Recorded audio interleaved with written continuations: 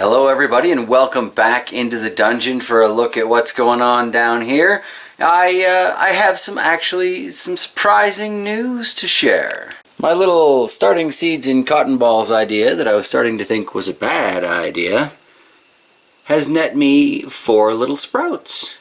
So that means it's time for me to rinse off these clay pellets and start filling these planters. I also brought down the dark opal basil, and a sprouted pumpkin seed that I found in the last pumpkin that I cooked up. So that's going to be interesting. I guess with a little hand pollination, maybe I can get a basement pumpkin. Who knows?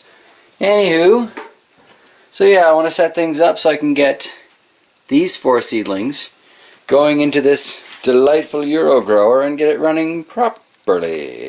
Since there are 8 spots there though, I do have proper Yard Fatalii seeds, and over here in the Philly cream cheese I've got some seeds for some crimson red. Oh, those things they're such a dark red rust color when they dry. It's a lovely enhancement to powders, and they've got a pretty wicked flavor. Not killer hot or anything, but definitely a warm pepper. So I've got my co-op bucket here filled with water, ready to start rinsing away on 2 big bags of clay. Not much to see there. I'm just going to dunk them and swirl them around. But anyway, get back to that in a minute. Well, here we are after just one of the bags rinsed out, and this is some very dirty water. So just a gentle reminder, always rinse your clay pellets before you actually put them into any kind of garden, be it hydroponic, aquaponic, whatever. Especially before you put it into the aquaponic gardens though, you don't want all this clay getting into your little fish's gills. Not healthy, not healthy. Quick rinse, doesn't take long. So that's about how full those 2 bags got this EuroGrower garden. Not quite topped up, but you know, more than enough for the root mass of these little pepper plants. They're so tiny right now, they're going to seem real itty bitty once I put them into the clay here. But first, I have to mix up my water. Now I've gone through the book here and found this simple recirculating suggested mix. I'm basically going to go with this. Starting phase, 18-hour photo period. It's getting 24-hour light, so you know me, always messing with things. But basically 2.5 ml per gallon of each. So, pretty straightforward. Got a 5-gallon bucket. This will all work out just fine, I think. And now that I've got that all nicely mixed up, I only need to do it 7 more times to fill the reservoir. Alright, best get cracking. So as I was pouring in the 2nd bucket, I realized an important safety tip that I didn't see in the manual anywhere.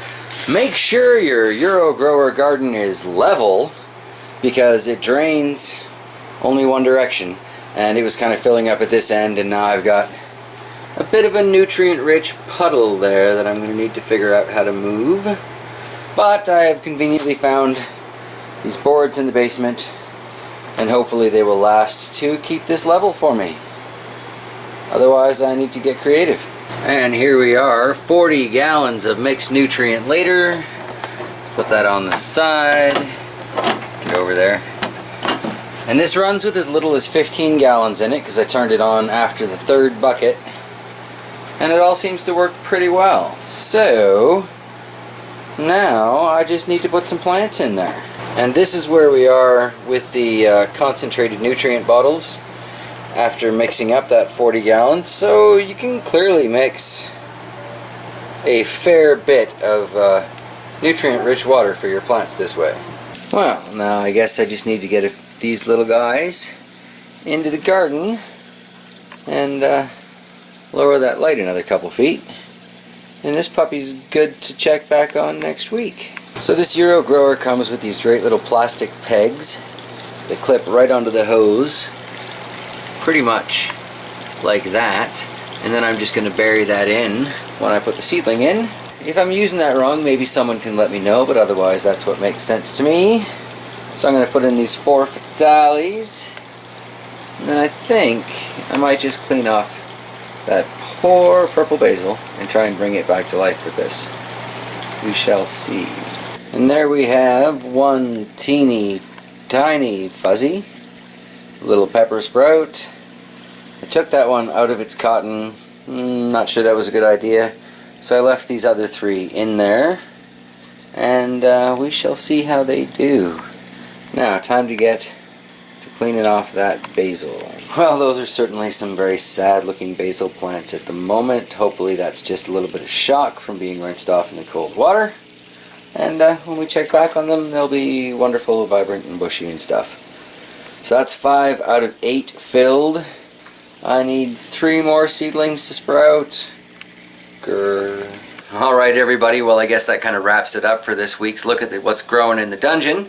Yeah, should be interesting to see what's going on next week, so stick around, stay tuned, all that jazz, make sure you're still subbed and all that jazz, and yeah, I'll see you then. Have a great week ahead everybody. Bye.